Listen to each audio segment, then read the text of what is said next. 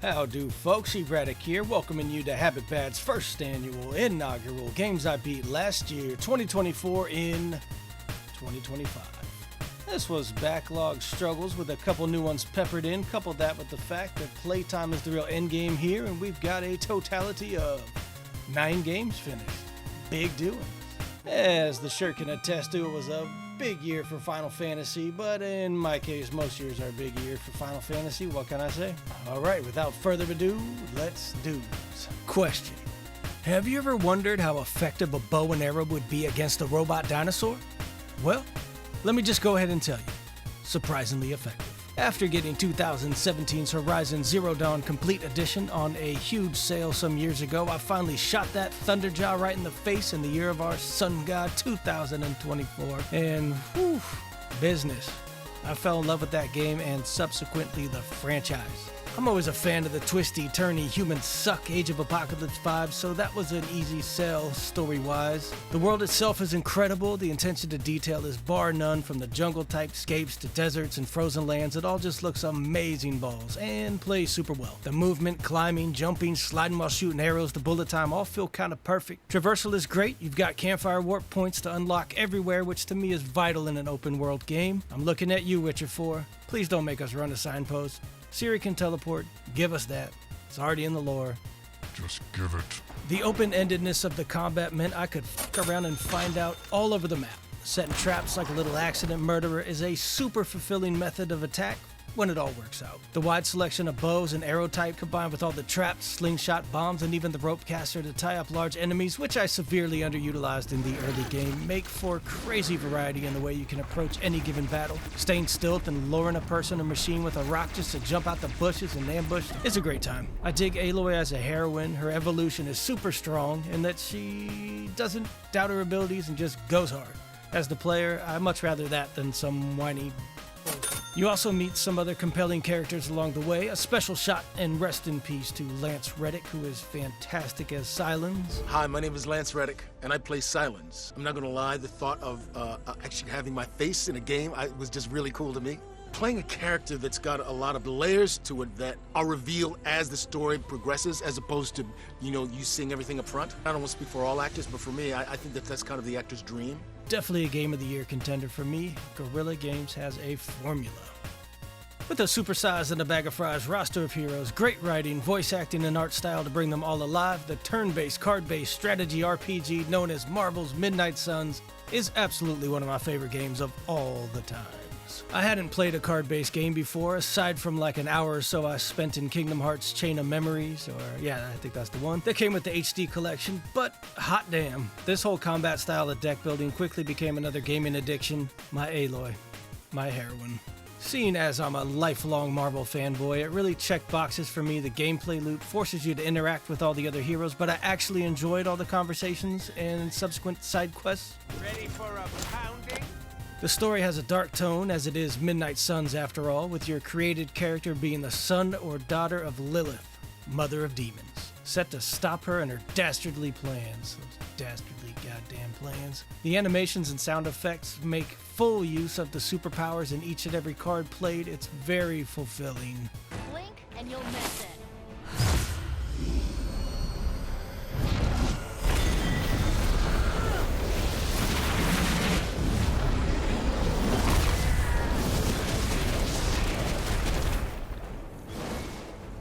I have, in fact, spoke extensively on this infinity gem of a game. Check that one out for a deeper dive. Big salute to Firaxis. Firaxis, but come on, Firaxis. And everyone who worked on this wonderful masterpiece, work of art, fucking blah blah blah. I know sales weren't great, but hot damn, I love it. I truly hope it gets a sequel, as like its MCU counterparts, it left with a hell of a post-credit scene setting up something dope. Let's get it.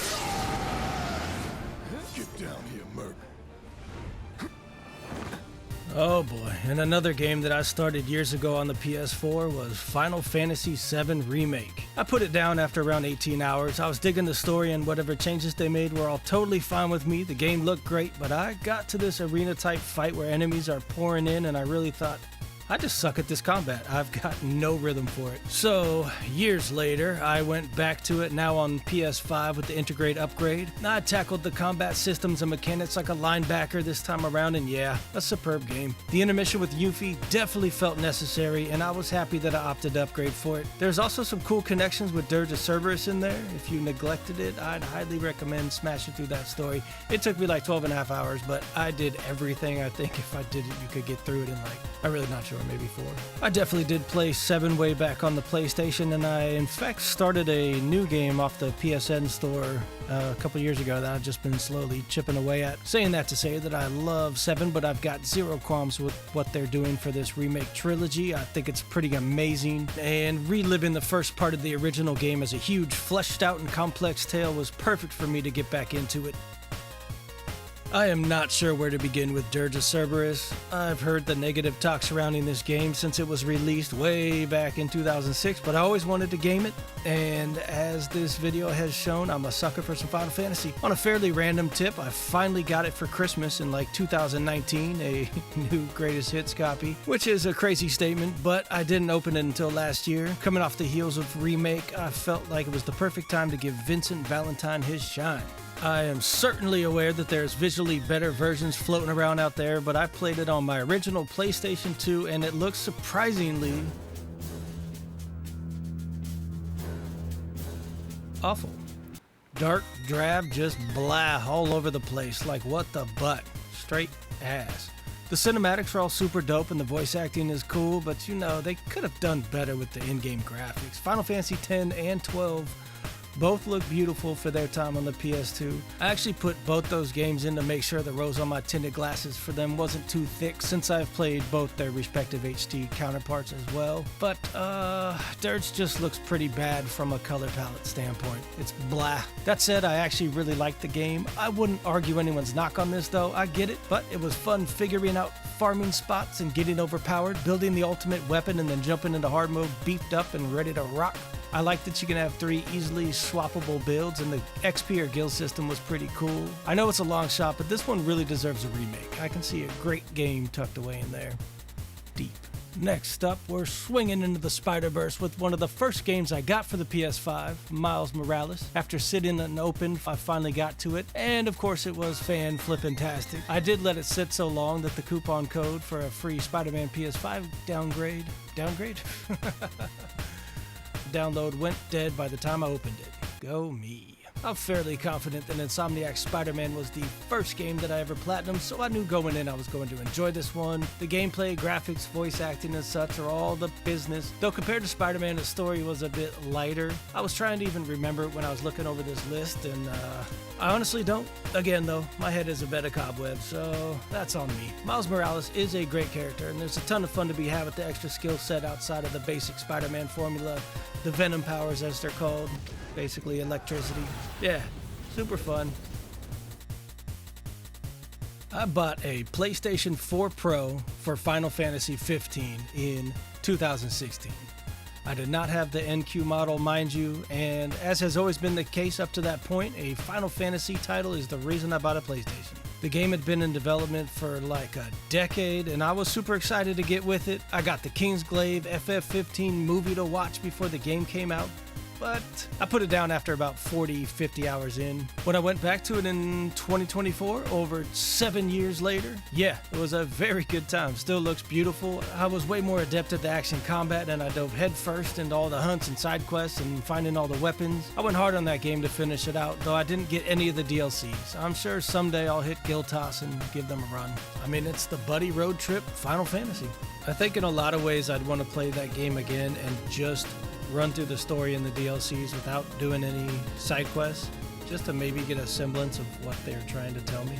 Fun game though. Get myself a Costco case of cup noodles and just go ham on that one, huh? After getting through Remake and putting a bit of distance between the games, oh yes, you knew it was coming. Final Fantasy VII Rebirth, a game that came out in 2024, the new hotness.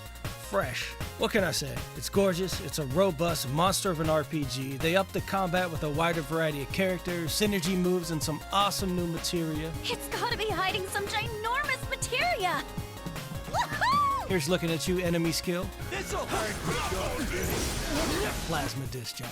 Watching the story unfold through these current gen cinematics and voice acting is quite a sight to behold, really. I'll always be a fan of turn-based RPGs, but I understand how these games need this particular style of action combat. It's super fluid and fast-paced, constantly switching party members and making snap decisions with the quick commands, or going through the menu when you're second-guessing the right move. The story is blown out, expanding and expounding on the OG. It really comes together to make this far more than a nostalgia trip. I've heard people say that, and I disagree. Man, this whole journey had me captivated from start to finish, and I'm over here trying to cast haste on SE for the grand finale. I mean, no crunch, just get that motherfucker done. I've got a few friends who are waiting for the trilogy to finish before they touch the games, which I totally understand, as here I sit.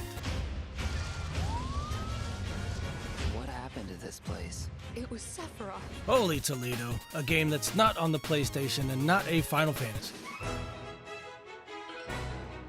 Well, actually it is kind of a Final Fantasy. Super Mario RPG remastered on the Nintendo Switch. I played it on the SNES, but actually beat it on an emulator in like the 2006 era, so it was cool to revisit. I didn't have much memory of it. I almost exclusively played this one in handheld mode, which is a fine medium for it. It was worth the playthrough, and I hear people throw the word charming at this title, which is certainly true. I mean, it's a classic game with a new coat of paint. My gripe is that it should have released at like $30, $40, like the Metroid Prime Remaster, which is an excellent game, mind you. Nonetheless, not ishing on the game as I had a time with it, but I don't love it. I know it's beloved, so I apologize, but not my cup of tea, not my cup noodles. The final game of the year that I've finished, Black Myth Wukong. My goodness graciousness, what a knocker. I was looking forward to this game for what had to have been years, and so it was one of the very few non-legacy type IPs that I purchased day one. Unfortunately, I was still balls deep in Rebirth, so Wukong had an overdue pregnancy, but the Monkey King came out swinging. This game has the first boss in my life of gaming that I felt like I don't think I could beat this while simultaneously being 100% happy and willing to try again. That distinct honor goes to White-Clad Noble, whom of which I've granted the title Snake Dick Nobleman. He is actually my favorite boss because he beat the ever-loving panic dodge right out of me, and was a perfect skill check to make me a better player all around. When I did beat him after maybe 20, 25 attempts, I sincerely felt that whereas there will be harder bosses, I can beat anything they throw at me. Bring it the fuck on. Wukong is... Wukong? Why keep saying Wukong? Wu-Tang. Wukong is also the first game that I've done a New Game Plus, and in this case, the game really opens up and the drive is to do as many cycles, as they're called, as you can, with the difficulty rising with each run and capping at number 6. After 3 complete runs to get all 5 curio slots and all 18 relic quirks, there is a huge amount of customization between upgrading armor sets, the slew of aforementioned curios, and your gourd with different drinks and soaps. You really can min-max to your own playstyle and make it work. There is a quality medicine crafting system from items you forge that gives a whole bunch of different defensive and offensive buffs. And of course, the ARPG goodness that is a large skill tree. You've got tons of upgradable spirits obtained from slaying sorts of micro mini-bosses, which can then be called out as an instant damage deal or a buff of some kind. Transformations got you taking the form of another beastman, which is attached to its own skill tree.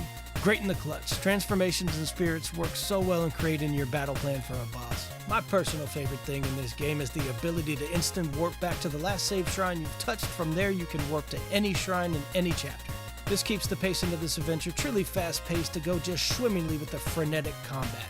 The full clear in this masterpiece leads to the first couple cycles of New Game Plus being a balls-to-the-wall, rip-roaring, rock'em sock'em beatdown of all bosses that gave you problems on your first journey to the west. Because of the absolute beast mode unlocked by doing at least 3 full runs of the looming DLC, New Game Plus really just felt mandatory.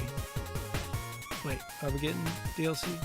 They did give a free update with challenge gauntlets, basically boss rush modes with hugely selectable difficulties and some fresh new rewards, weapons and the like. They also gave an update for Chinese New Year with a cool armor set that shoots fireworks from one of your spells. Gotta love it. In a wicked case of last but not least, Black Myth Wukong is my game of the year. Thank you, everyone. We are deeply honored to receive these awards. A heartfelt thanks to every player. It's you who brought the tale of wisdom and courage rooted in Eastern mythology to life on this stage. Salute to Game Science for putting out such a polished work of art. Looking forward to their next adventure and hopefully some Wukong DLC, a Wukong sequel, a Wukong movie. And a quick honorable mention, as I'm not really sure how you could say you beat this game, but I wanted to give a shot to Walkabout Mini Golf, which I got as a free game on the PSVR 2, and since it was a super fun time, I got it for the MetaQuest 3 as that's far more mobile. I don't like standing up with the PSVR 2 cable attached to my head. This house has my favorite 95 pounds of pity, a hood kitten newly rescued from the north side, and people, of course. So, having a cable attached is just an irritant that I'm not dealing with.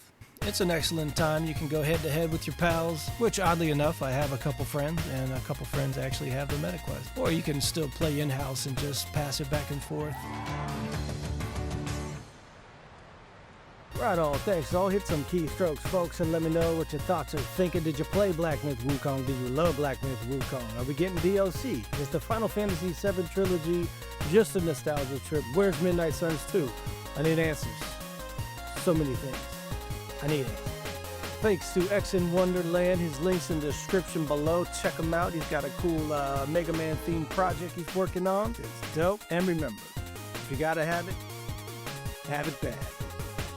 My Chocobo's name is Blazing Dunkles.